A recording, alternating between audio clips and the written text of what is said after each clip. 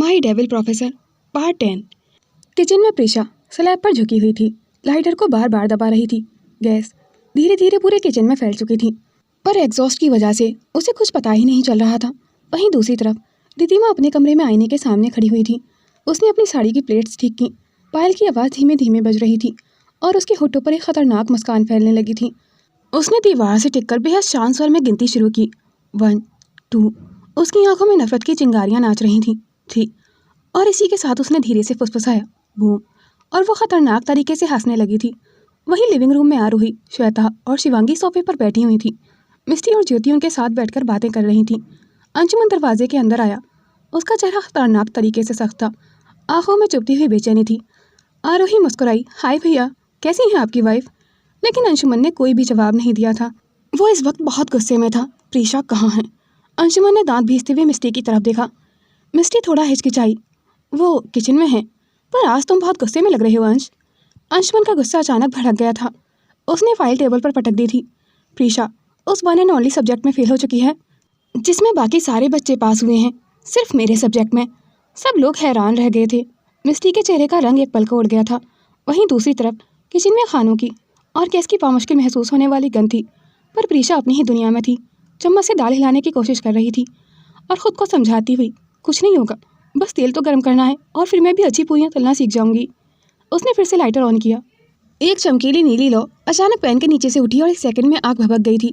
तेल अभी गर्म नहीं हुआ था, लेकिन गैस का जमा हुआ प्रेशर प्रीशा की उंगलियों को छूते ही फायर फ्लैश में बदल गया था।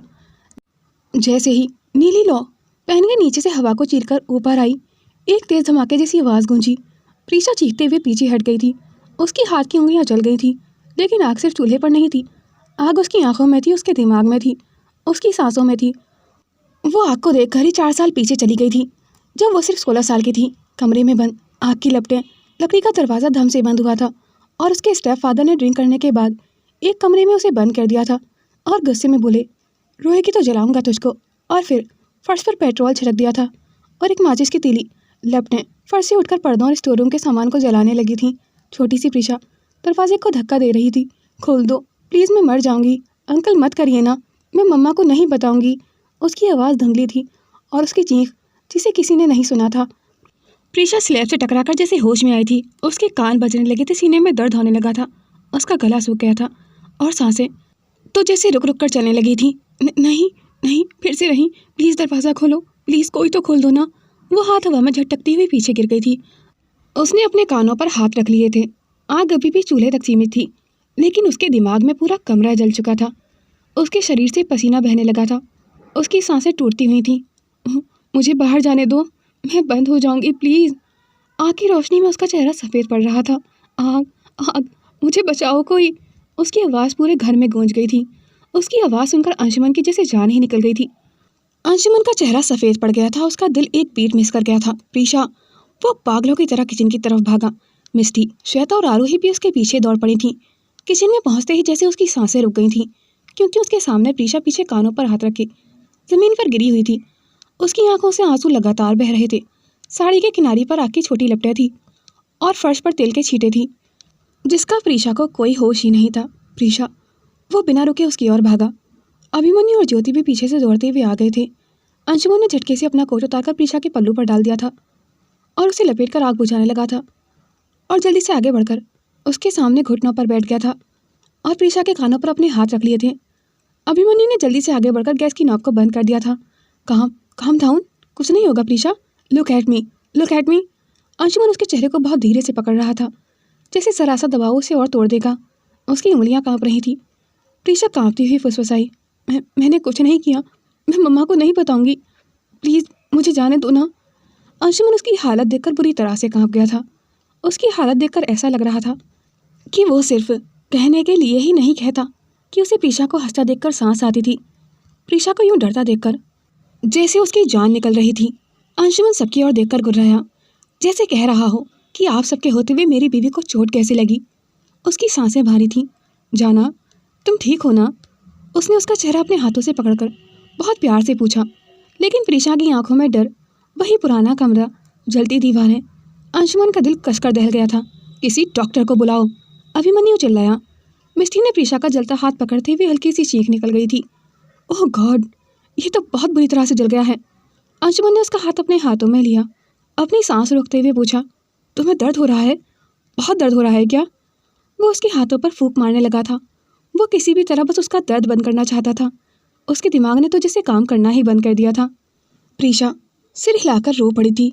अंशुमन उसके हाथों को बहुत धीरे से पकड़ रहा था, जैसे जरा सा दबाव भी उसे और तोड़ देगा। प्रीशा बस तड़पते हुए बस एक ही बात कह रही थी, बहुत सारी आग। अंशुमन की उंगलियां कांप रही थी, फिर उसकी आवाज़ जितनी हो सके उतनी नरम थी। प्रीशा, मेरी तरफ देखो, यहाँ आग नहीं है, सुन रही हो ना तुम? उसने एक हाथ से उसके कान ढके और दूसरे हाथ से उसके गीले बालों को हटाया, लेकिन प्रीशा की नज़रें अब भी खाली थीं। उसकी सांसें छोटी छोटी हो रही थीं। अंशुमन उसके पास झुक गया था, लगभग उसके चेहरे को अपने चेहरे से छूते हुए। मैं यहीं हूँ जाना, कुछ नहीं होगा तुम्हें। Breathe, just breathe. बस मेरी सांस के साथ सांस लो। उसने अपने सीने को उसके हाथ से लगाया। धीरे धीरे उसकी सांसों की रफ्तार प्रीशा की टूटी हुई सांसों से मिलने लगी थी। अंशुमन फुसफुसाया, गुड गर्ल, हाँ ऐसे ही, मैं यहीं हूँ, कहीं नहीं जाने वाला। जैसे ही उसकी बात उसके दिमाग में जाने लगी, प्रीशा की आंखों में वो धुंधली परछाई अब साफ होने लगी थी।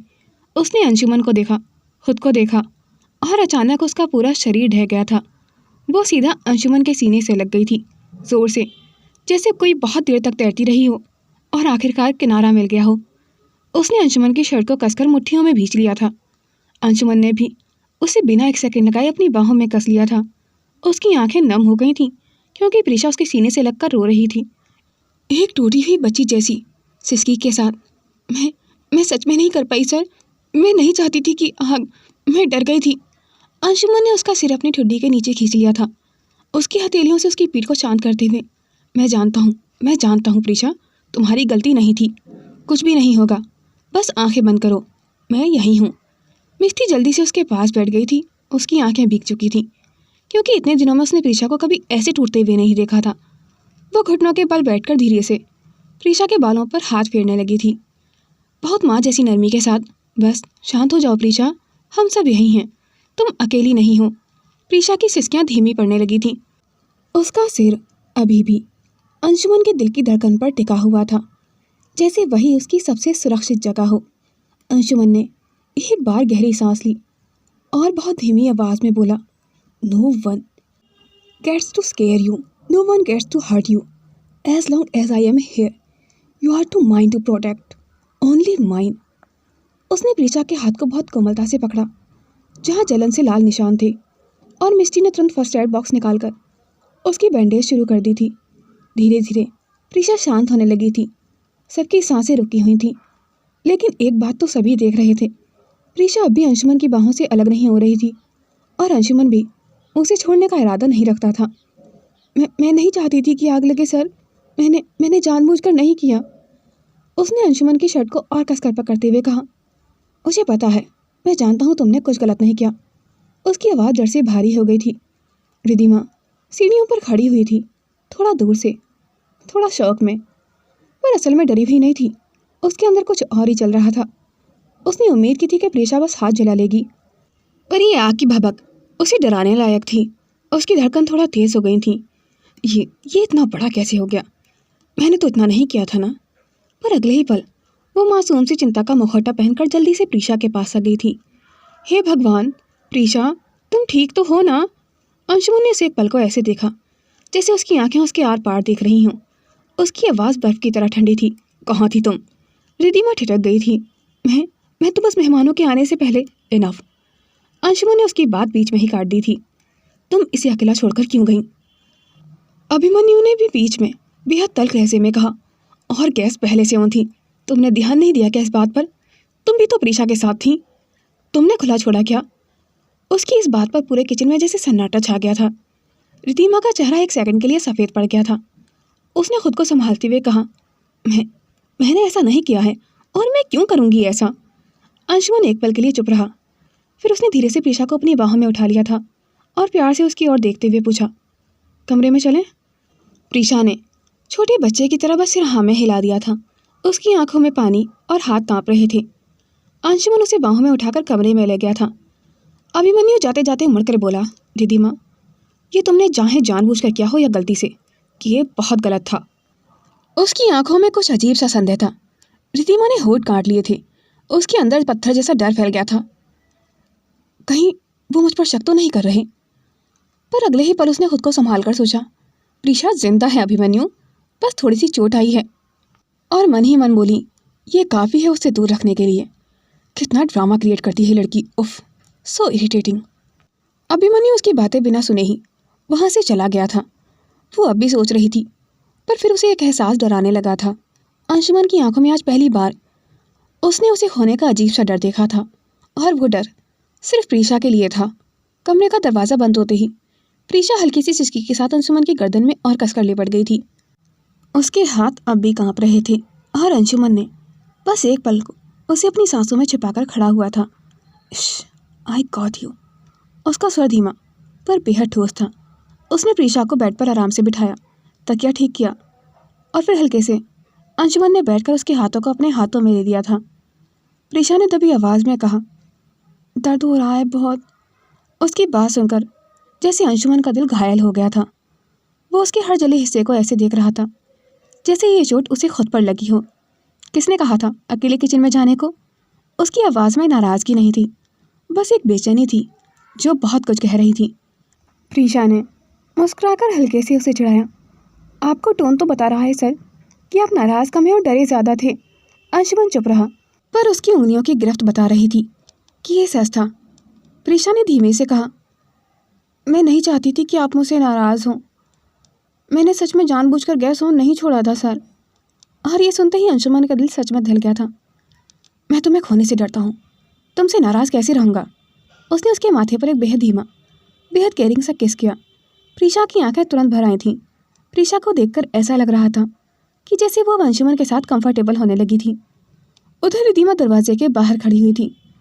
उसे कुछ सुनाई तो नहीं दे रहा था, पर अंशुमन का टोन और घबराहट, उसकी केयर, सब आज उसने साफ साफ देख लिया था। उसके सीने में एक अजीब सी चुभन उठ रही थी। मतलब वाकई उसे डर लगा था कि प्रीशा को कुछ हो ना जाए। अंशुमन, क्या तुम्हें इस लड़की की परवाह इतनी है? उसने खुद से फुसफुसाकर कहा। उसने सोचा था कि थोड़ा सा हादसा होगा, सब उसे ही क्लमसी समझेंगे और अंशुमन उससे खींचने लगेगा क्योंकि उसे लापरवाह लोगों से नफरत होती है। पर यह सब तो उल्टा हो गया था, बहुत उल्टा। उसने अपने नाखून अपनी हथेली में ऐसे दबाए जैसे खुद को रोक रही हो। नहीं, ये लड़की मेरे सारे प्लान्स खराब कर देगी। उसकी आंखें एक पल को डार्क सी हो गई थी कि तभी अभिमन्यु नीचे से चढ़ता हुआ आया। सीढ़ियों पर रुककर उसने रिद्धिमा को देखा। क्या कर रही हो यहाँ? तुमसे सवाल अभी ख़त्म नहीं हुए हैं, उसने ठंडे स्वर में कहा। रिद्धिमा का दिल एक पल को जैसे रुक सा गया था। क्या मतलब? अभिमन्यु उसकी आंखों में देखते हुए बोला। अंशुमन ने तो अपना गुस्सा कंट्रोल कर लिया, पर मैं नहीं करूँगा। तुमने क्या किया वो तो हम पता लगा ही लेंगे, आज नहीं पर बहुत जल्द। और वे बिना एक शब्द और बोले अपने कमरे में चला गया था। रिद्धिमा के पैरों तले तो जैसे ज़मीन खिसक गई थी। उसके दिल में अजीब सी सिरन दौड़ गई थी क्योंकि उसने तो अभिमन्यु को मैनिपुलेट करने की पूरी कोशिश की थी, लेकिन अभिमन्यु उस पर ही शक क्यों कर रहा था? उसने अपने गले पर हाथ रखते हुए कहा, अगर ये दोनों मुझ पर वाकई शक करने लगे तो क्या होगा? उसकी सांसें तेज़ हो गई थीं, लेकिन फिर भी उसके होंठों पर धीरे धीरे एक खतरनाक मुस्कान लौट आई थी। अगर प्रीशा की वजह से अंशुमन मुझसे दूर हो रहा है तो मैं भी उसे आसानी से पास नहीं रहने दूंगी। उसने सिर उठाया, बचकर रहना प्रीशा। और वह चालाकी भरी मुस्कान करते हुए नीचे गैस से मिलने चली गई थी। वहीं अंदर कमरे में अंशुमन ने प्यार से उसकी आंखों में देखते हुए कहा, मैं अभी आता हूँ, कहीं मत जाना, समझी? उसकी आवाज़ सख्त थी मगर आंखों में वही बेचैनी, वही डर था। प्रीशा ने भीगी पलकों के साथ सिर हिला दिया था। वो बस चाहती थी कि वो यहीं रहे, पर बोल नहीं पाई थी। अंशुमन मुड़कर बाहर चला गया था किचन में। वहाँ पर डाइनिंग टेबल पर थालियाँ भरी पड़ी थीं। सबका खाना जस का तस रखा हुआ था, किसी ने एक कोर भी नहीं लिया था। अंशुमन ने एक पल को खाना देखा और बहुत धीमे से मुस्कुराया। इस लड़की ने डरते डरते कांपते हाथों से क्या सोचकर इतना सब बनाया होगा। और किसी ने छुआ भी नहीं। उसने प्लेट उठाई और पूरे प्यार से खुद अपनी प्लेट में प्रीशा के हाथ से बनाई पूरियाँ, दाल, पनीर और जो भी रखा था निकाल लिया था। फिर बर्नर ऑन किया, केतली चढ़ाई और बड़े फ्रेश अंदाज में बोला, चलो मैडम, आज आपके लिए शेफ अंशुमन की स्पेशल मैगी। हल्की सी स्माइल उसके होठों पर आ गई थी। किचन में अभी अभी जो बुरा हुआ था उसके बीच ये शांत सुकून भरा पल बहुत अनोखा था। उसने 2 मिनट में मैगी तैयार की। एक बाउल में मैगी, दूसरे में प्रीशा का बनाया हुआ खाना था। तभी अभिमन्यु ने पीछे से हल्का सा खांसते हुए कहा, तुम, वो भी किचन में भाई। पृथ्वी उल्टा घूम रही है क्या? जो जिंदगी में पहली बार किचन की शक्ल देखी है तुमने? अंशुमन ने उसे घूरते हुए कहा, साइलेंट, मेरी बीवी भूखी है। वह दोनों हाथों में खाना लेकर वापस कमरे की तरफ चला गया था। कमरे में प्रीशा पलकें झपका रही थी। हाथों में थोड़ा दर्द था, पर उसे देखते ही चेहरा खिल उठा था। आप खाना ले आए? और मैगी भी? उसकी आवाज़ में जितना एक्साइटमेंट था उतना दर्द तो अभी उसका गायब भी नहीं हुआ था। अंशुमन उसके पास बैठ गया था, मैगी का बाउल उसके हाथ के करीब रख दिया था और फिर बोला धीरे से, गर्म है और हाथ मत लगाना, मैं खिलाता हूँ। प्रीशा की पलकों में हैरानी चमक रही थी। वो थोड़ा सा शर्मा गई थी और थोड़ी गलतफहमी भी थी कि शायद उसने कोई बच्चों जैसा ड्रामा कर दिया है जिस पर अंशुमन उसे डांट लगाने वाला है। अंशुमन ने एक चम्मच मैगी उसकी तरफ बढ़ाई। मुँह खोलो। हाँ, ऐसे ही। प्रीशा ने चम्मच लिया और धीरे से मुस्कुरा दी थी। कैसे बनाई आपने? वो पूछने ही लगी थी कि अंशुमन ने उसकी बात काटी। तुम बोलोगी तो मैं कैसे खिलाऊंगा तुम्हें, शांति से खाओ। वो फिर से शर्मा कर चुप हो गई थी। अंशुमन उसे धीरे धीरे मैगी खिलाता रहा। फिर वो खुद अपनी प्लेट की तरफ मुड़ा और एक कोर प्रीशा का बनाया हुआ खाना खाया। 1 सेकंड बाद उसका चेहरा थोड़ा रुक सा गया था। एक छोटी सी भौं ऊपर उठी। प्रीशा तुरंत घबरा गई थी। अरे कैसा है? अच्छा नहीं है ना? मैंने तो बहुत कोशिश की थी, पर शायद नमक ज़्यादा या कम या बेकार है, तो आप मत खाइए ना। अंशुमन ने उसकी घबराई बातें रोककर कहा, कीप क्वाइट, सांस लो, मैं मर नहीं रहा हूँ। वो हंसी पड़ी थी उसकी बात सुनकर। तो अच्छा है, खा लीजिए। अंशुमन ने बेहद शरारती अंदाज में कहा। अच्छा है? मतलब अगर मैं किचन ब्लास्ट से बच गया तो इस खाने से भी बच ही जाऊंगा ना? प्रीशा ने आंखें गोल की। मतलब अच्छा नहीं है ना? अंशुमन ने उसकी नाक पर हल्का सा टैप किया। मतलब अच्छा है बेवकूफ़, बहुत अच्छा। पर असल में खाने में सिर्फ नमक था। मिर्च तो जैसे प्रीशा डालना ही भूल गई थी। प्रीशा का चेहरा खुल उठा था अपने खाने की तारीफ सुनकर। उसने छोटे बच्चे की तरह पूछा, सच में अच्छा है? अंशुमन ने उसकी ओर झुककर फुसफुसाया, हाँ, इतना अच्छा है कि मैं रोज़ खाना खा सकता हूँ तुम्हारा बनाया हुआ। हाँ, अगर तुम रोज़ इतनी ही घबराकर मेरे पास भाग कर आओ। वो शर्म से नजरें झुका गई थी और उसका दिल जोर जोर से धड़कने लगा था। अंशुमन ने प्रीशा के बालों को धीरे से कान के पीछे किया। चलो, बहुत हुआ, अब लेट जाओ, तुम थक गई हो। वो उसे धीरे धीरे से सहारा लेकर बेड पर लिटाता है। सिर के नीचे तकिया ठीक करता है, चादर उड़ाता है, बिल्कुल किसी घायल बच्चे की तरह। वो मुड़ा ही था कि एक नरम रुकती सी उंगलियों ने उसकी शर्ट के कोने को पकड़ लिया था। अंशुमन सर। उसकी आवाज़ इतनी छोटी, इतनी मासूम थी कि अंशुमन पलटकर वहीं ठहर गया था। मेरे पास सो जाइए ना सर। उसकी आंखें हल्की सी झपकी, लेकिन डर में जमी हुई थी। वो, मुझे डर लग रहा है, मैं प्रॉमिस करती हूँ बिल्कुल परेशान नहीं करूँगी। बस इतू सी उंगली पकड़कर सो जाऊँगी और पक्का प्रॉमिस आपको लात भी नहीं मारूँगी। उसका गला एकदम भर आया था। ये वही लड़की थी जो आग देखकर कांप गई थी और अब उसे अकेला छोड़ना असंभव था अंशुमन के लिए। वो बिना एक शब्द बोले बिस्तर पर उसके पास जाकर लेट गया था। जैसे ही उसने हाथ आगे किया, प्रीशा अपने आप ही उसकी बाहों में सिमट गई थी। लेकिन इस बात की उम्मीद अंशुमन को बिल्कुल भी नहीं थी, क्योंकि जिस तरह प्रीशा उससे डरती थी, उसका इतना कंफर्टेबल होकर उसके पास आना उसे थोड़ा हैरान कर गया था। उसके माथे को अंशुमन की ठोड़ी के नीचे जगह मिली थी और उसकी उंगलियां अंशुमन की टी शर्ट को कसकर पकड़कर सोने लगी थी। कुछ सेकंड शांति रही, केवल उसकी धीमी सांसें और दिल की धड़कन की आवाज़ थी। फिर अंशुमन ने बहुत कोमल आवाज़ में पूछा, उसके बालों में उंगलियां चलाते हुए, प्रीशा, तुम आग से इतना डर क्यों गई थी? आग इतनी ज़्यादा भी नहीं थी। उसकी उंगलियां थोड़ी ढीली हुई, चेहरा उसकी छाती पर टिक गया था। आंखों में नींद और सच का आधा आधा असर था। उसने गहरी सांस ली, जैसे कोई ऐसा राज बता रही हो जो उसने कभी किसी को नहीं बताया था। वो, क्योंकि उसने धीमे से कहा, मैं पहले भी आग में फंसी थी एक बार। अंशुमन की सांसें एक सेकंड को रुक सी गई थी। प्रीशा की आंखें बंद थी, लेकिन शब्द बहते जा रहे थे।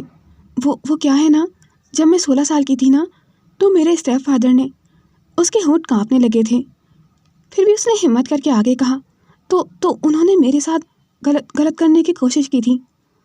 अंशुमन का पूरा शरीर तनाव में आ गया था। उसका यह सुनना किसी जहर के उतरने जैसा था उसके शरीर में।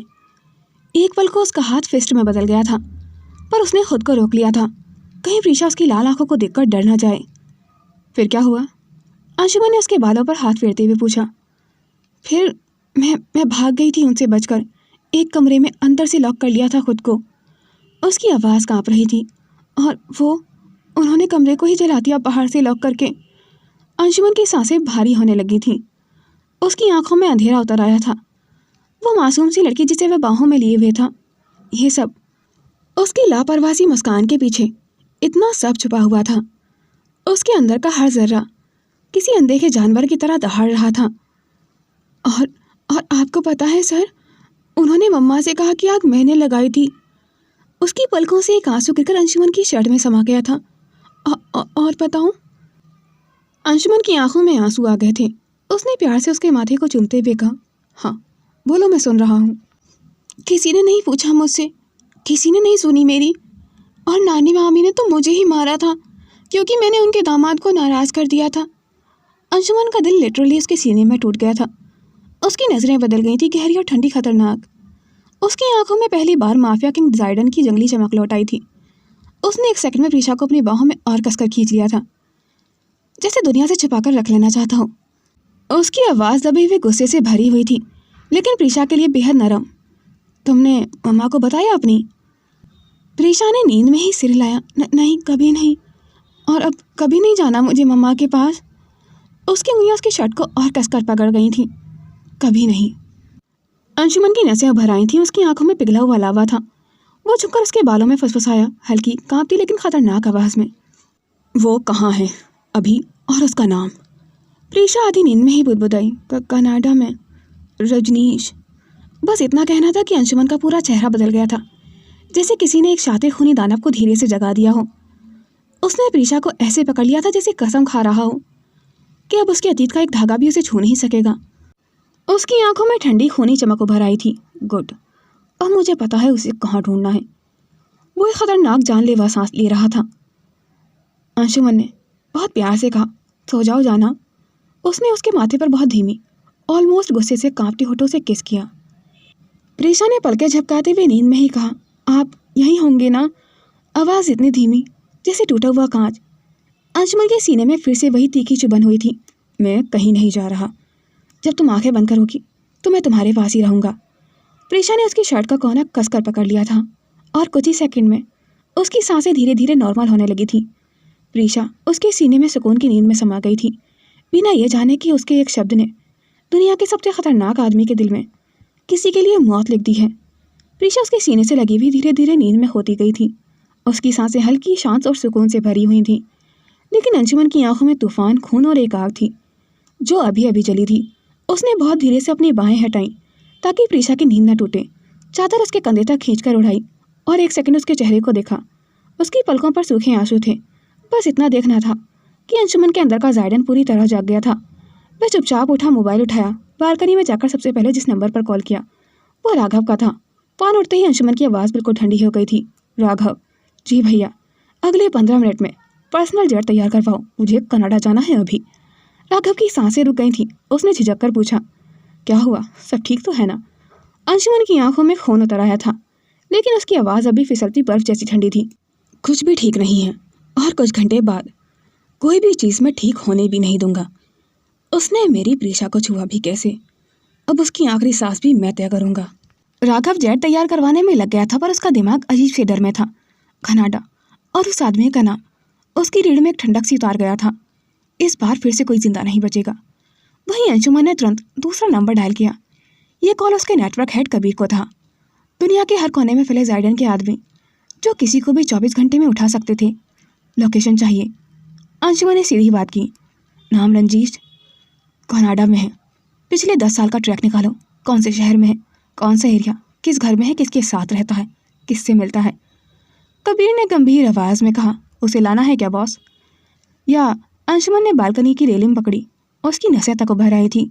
नहीं, लाना नहीं है, मैं उसके पास खुद जा रहा हूँ, और जब मैं पहुँचूँ तो उसे भागने की जगह भी नहीं मिलेगी, क्योंकि मैं उसका रेंगना भी बंद करवा दूंगा। कबीर समझ गया था कि ये वो लहजा था जो अंशुमन सिर्फ एक ही वजह से निकालता था, जब कोई उसके अपने को छू ले या उसे नुकसान पहुँचाने की कोशिश करे। अगले 25 मिनट में ही वो कनाडा के लिए रवाना हो चुका था। उसकी आंखों में खून सवार था। जैसे ही वह उतरा, कबीर का मैसेज आया, लोकेशन पिन की। वह शहर के बाहर रहता है, घर नंबर भेज दिया है। उसकी एक बीवी है और 2 बच्चे हैं, पर यह शहर से बाहर अकेला ही रहता है ताकि अय्याशियाँ कर सके। अंशुमन की उंगलियां फ़ोन पर टाइट हो गई थी। उसकी आंखों में वही आग थी जिसमें किसी को भी राख बनाने की ताकत थी। रंजीत, तूने मेरी बीवी को डराया था ना, अब तुझे डर का मतलब समझाऊंगा। करीब 20 मिनट में अंशुमन उसकी लोकेशन तक पहुंच चुका था। दरवाज़ा तोड़ने के लिए उसे किक भी नहीं मारनी पड़ी। उसकी मौजूदगी ही काफ़ी थी। कबीर और उसका पूरा नेटवर्क पहले से वहाँ मौजूद था। रंजीत कमरे में खड़ा ही था और अगले 10 सेकंड में वह फर्श पर घिसट रहा था। अंशुमन के हर वार में दहाड़ती आग थी। वो भागने की कोशिश कर रहा था, पर अंशुमन ने उसकी टांग पकड़कर वापस घुमाया। भाग कहाँ रहा है तू? तू भी तो आग लगाता था ना, लड़की को कमरे में बंद करता था ना। उसने उसकी बाह मरोड़ी।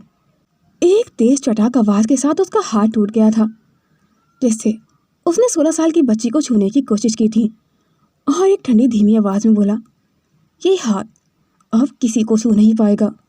रंजीश चीखा, तुम कौन हो? पर अंशुमन की आंखों में दया नाम की चीज तक नहीं थी। ये उस हाथ के लिए जिससे तूने उसे छूने की कोशिश की। जिस बच्चे को तुमने डराया था ना, वो बच्चा अब मेरा है। ये एक कड़क हड्डी तोड़ने वाली आवाज़ थी। ये उस पैर के लिए जिससे तू उसके पीछे भागा था। फिर उसने रंजीश का चेहरा पकड़कर दीवार से टकराया। तो उसे दर्द देता था ना, अब तेरे लिए भी वैसे ही दर्द मैंने तय किया है। उसने उसकी हालत ऐसी कर दी थी कि अब वह किसी को क्या, खुद को भी नहीं छू सकता था। वह ना तो मर सकता था और ना ही जी सकता था। बस जाइडेन की दी हुई सांसों से डर सकता था। प्रीशा की मम्मा के बारे में सोचकर उसने उसे जिंदा छोड़ दिया था, वरना उसका दिल तो कर रहा था कि इसी पल उसे नर्क भेज दे। कनाडा में रात का समय था, पर इंडिया में सुबह हो चुकी थी। इंडिया कमरे में हल्की धूप आ चुकी थी, पर बिस्तर खाली था। प्रीशा नींद से उठते ही सबसे पहले हाथ बढ़ाकर अंशुमन का शोल्डर ढूंढ रही थी, लेकिन वहाँ सिर्फ ठंडी चादर थी। उसने पलकें झपकाई। पहले तो दिमाग सुन्न, उसे एक पल को भी याद नहीं आया कि कल रात वो उसके सीने से चिपक कर सोई थी। वो फिर धीरे से बैठने की कोशिश कर रही थी। दर्द की एक तेज चुभन उसके हाथ से लेकर कंधे तक फैल गई थी। उसका बैंडेज कस गया था और उसके हाथ इतने दुख रहे थे कि वो अपनी टी शर्ट तक को कसकर पकड़ नहीं पा रही थी। उसने खुद को संभालते हुए अलमारी खोलने की कोशिश की, पर कपड़े निकालते ही उसके हाथ कांप गए थे। फिर भी खुद को संभालते हुए बाथरूम में चली गई थी। कुछ मिनट बाद वो धीरे धीरे बाहर आ गई थी। अभी भी पल्लू संभालने में लड़खड़ा रही थी। मिष्टी, जो अभी कमरे में आई थी, भागकर उसके पास आ गई थी। मैं संभाल देती हूँ बेटा। वो उसे चेंज करने में मदद करने लगी थी। उधर कनाडा का सिकंदर इंडिया को देख रहा था। हजारों मील दूर अंशुमन अपना काम खत्म करके जेट में बैठा हुआ था। टैबलेट उसके हाथ में था। स्क्रीन पर कमरे की लाइव फीड चल रही थी। वो प्रीशा की चाल, उस पर आते दर्द, उसके हाथों की कमजोरी सब देख रहा था। उसकी उंगलियां टैबलेट पर सख्त हो गई थी, पर जैसे ही उसने देखा कि प्रीशा साड़ी बदलने जा रही है, स्क्रीन ब्लैक, अंशुमन ने खुद ही फीड को बंद कर दिया था। उसके चेहरे पर पहली बार एक हल्की सॉफ्टनेस वाली स्माइल झलक रही थी। वही कमरे में प्रीशा शर्माती हुई साड़ी पकड़कर खड़ी थी। मिष्टी उसका पल्लू ठीक कर रही थी। तभी प्रीशा धीरे से पूछ बैठी थी, वो सासू माँ, सर कहाँ है? मिष्टी ने पलटकर उसे घूर कर देखा और चटाक हल्की सी चपत उसके सर पर लगाई। कितनी बार समझाया है तुझे, सर नहीं कहते उन्हें। प्रीशा ने होठ काटकर शर्माते हुए धीमे से कहा, मुझे ना नाम लेने में शर्म लगती है उनका। मिष्टी ने मुस्कुराकर उसके गाल थपथपाए। तो हबी बोल दो, हनी बोल दो, जान, बेबी, लव, कुछ भी बोल दे। वो आके तरेर कर बोली, पर सर मत बोला कर, ये मेरी टाइप की इंसल्ट है। प्रीशा की आंखें बड़ी हो गई थी और चेहरा पूरी तरह गुलाबी। मैं कोशिश करूँगी। कुछ देर बाद प्रीशा धीरे धीरे सीढ़ियों से उतरती है। गुलाबी आंखें, हाथ पर हल्की पट्टी, पर चेहरे से मुस्कुराने की कोशिश कर रही थी। हॉल में सब मेहमान बातें कर रहे थे। जैसे ही उन्होंने प्रीशा को देखा, एक हल्की सी गर्माहट फैल गई थी। और प्रीशा बेटा, कैसी हो अब? कल तो बहुत डर गई थी ना, हम सब भी घबरा गए थे। श्वेता ने प्यार से उसे अपने पास बिठाते हुए कहा, ठीक हो ना? प्रीशा ने दोनों हाथ जोड़कर हल्की शर्मीली मुस्कान के साथ कहा, माफ़ कीजिएगा मासी जी, कल मैंने आप लोगों को परेशान कर दिया ना। मैं पहली बार किचन में ऐसे काम कर रही थी, तो लगता है थोड़ा ओवर कॉन्फिडेंस हो गया था। सब हंस पड़े थे, माहौल हल्का हो गया था। अरे नहीं बेटा, तुम तो बहुत प्यारी हो। आरोही ने उसके बालों को सहलाते हुए कहा, हम तो कह रहे थे कि ऐसी बहू तो घर की रौनक होती है। प्रीशा ने मजाक में कहा, तो कल फिर से कोशिश कर लूँ खाना बनाने की। इस बार शायद घर पूरा ही उड़ा दूँ। सब ठहाके लगाकर हंस पड़े थे। वो माहौल जहाँ कल डर और अफरा तफरी मची हुई थी, आज उसकी भोली सी बातों से खुशनुमा हो चुका था। लेकिन उसी वक्त ऊपर वाले कमरे के खुलते दरवाजे से एक अलग ही दुनिया का तूफान सुनाई दे रहा था। कमरे में अभिमन्यु और रिधिमा की आवाज़ें नीचे तक आ रही थीं। रिधिमा तमतमाई हुई थी। तुम मुझसे बात क्यों नहीं कर रहे हो अभी? अभिमन्यु ने बिना उसकी तरफ देखे बस काउंटर पर फ़ोन पटका। क्योंकि मुझे तुम्हारी चालें दिखाई देती हैं। तुम सोचती हो तुम मासूम बनकर निकल जाओगी, मुझे सब पता है। रिधिमा एक कदम आगे बढ़ी, आवाज़ को धीमा करके। मैं और चाल? सीरियसली अभी? कल की बात को तुम अभी भी माइंड में रखे बैठे हो? अभिमन्यु ने आंखें उठाईं। उनमें गुस्सा नहीं, चोट थी। कल की बात नहीं है रिधिमा, बहुत सारी बातें हैं। तुम्हारा एटीट्यूड, तुम्हारा बिहेवियर बहुत ज़्यादा कंफ्यूज कर रहा है मुझे। तुम बोलती कुछ हो, होता कुछ और है। तुम दिखाती कुछ और हो, लेकिन दिखता कुछ और है। तुम हर वक्त दूसरों को नीचा दिखाने में लगी रहती हो, और खासकर प्रीशा को। नीचे खड़ी प्रीशा ने उनकी आवाज़ें सुनकर झट से नजरें दूसरी तरफ घुमा ली थी। वो किसी का झगड़ा सुनना ज़्यादा खासकर पसंद नहीं करती थी। ऊपर रिधिमा की सांसें तेज हो गई थी। उसने धीरे से कहा, तो अब तुम उसके लिए मेरा अपमान करोगे? अभिमन्यु ने बेहद शांत लेकिन ठंडे स्वर में कहा, नहीं, तुम्हारा नहीं, बस तुम्हारी ये झूठी हमदर्दी का। रिधिमा का चेहरा सख्त हो गया था। दरवाज़ा एक झटके से बंद हो गया था। सब लोग थोड़ा परेशान ज़रूर हुए थे, पर अभिमन्यु और रिधिमा दोनों ही समझदार थे, तो वो अपना झगड़ा खुद सॉल्व कर सकते थे। पूरे घर में हल्की दोपहर की धूप फैली हुई थी। हर कोई अपने अपने काम में लगा था। लेकिन एक जगह ऐसी थी जहाँ एक तूफान बंद दरवाजे के पीछे फंसा हुआ था। अंशुमन और प्रीशा का कमरा। शाम का वक्त हो चुका था। अंदर प्रीशा बिस्तर के बीचों बीच बैठी हुई थी, हाथ बांधे, होठ फुलाए। पूरा दिन बीत गया था, लेकिन वो एक बार भी अपने कमरे से बाहर नहीं निकली थी। उसकी सिर्फ एक ही शिकायत थी, अंशुमन सर ने मुझे आकर भी नहीं देखा। वो लाल पट्टी वाले हाथ को घोरती, फिर तकिए को मारती। गुस्सा आ रहा है मुझे, बिल्कुल पसंद नहीं है ये वाली फीलिंग। फिर अचानक उसे दीवार पर लगी अंशुमन की एक फ़ोटो देखी, सूट में, हाथ बांधे, वही बॉसी एक्सप्रेशन। वो उठकर उस फोटो के पास गई, मारकर उठाया और उसकी मूछें बना दी थी। ऊपर बड़ा सा लिख दिया था हिटलर। फिर खुद ही होठ दबाकर हंसने लगी थी। अब बनी एटीट्यूड किंग हिटलर सर। उसे नहीं पता था कि अंशुमन टैबलेट से उसकी ये सब हरकतें देख रहा था। उसके होठों पर एक हल्की सी हंसी आ गई थी। ये लड़की सीरियसली इम्पॉसिबल है। तभी प्रीशा के फ़ोन की तेज़ घंटी बजी। स्क्रीन पर नाम चमका पूजा। प्रीशा ने कॉल उठाई। पूजा, ओए, मेरी शादी भूल गई है क्या? ना कॉल, ना मैसेज और ना ही RSVP। अगर मेरी शादी में नहीं आई ना, तो तेरा ऐसा मुंह बिगाड़ दूंगी कि अंशुमन सर भी देखकर भाग जाएंगे तुझे। प्रीशा जोर से हंस पड़ी थी। अरे पागल लड़की, ऐसा क्यों करेगी तू? सब तुझे बाद में बताऊंगी, पहले ये देख जो मैंने तुझे भेजा है। उसने लिंक भेजा था इंस्टा रील्स का। उसने रील्स खोली। रोमांटिक हनीमून ट्यूटोरियल था। How to romance your husband step by step. Pose, हाथ पकड़ना, किस स्टील करना, सब कुछ। प्रीशा की आंखें फैल गई थी ये सब देखकर। हे भगवान, ये लोग तो, ये तो ऐसे। तीसरी वीडियो में लड़की अपने हस्बैंड पर गिर गई थी और कहती है, ओप्स बेब, आई स्लिप्ड। प्रीशा शौक और शर्म के बीच अटक गई थी। ये क्या सिखा रही है ये लड़की? ये मैं करूँ? मैं?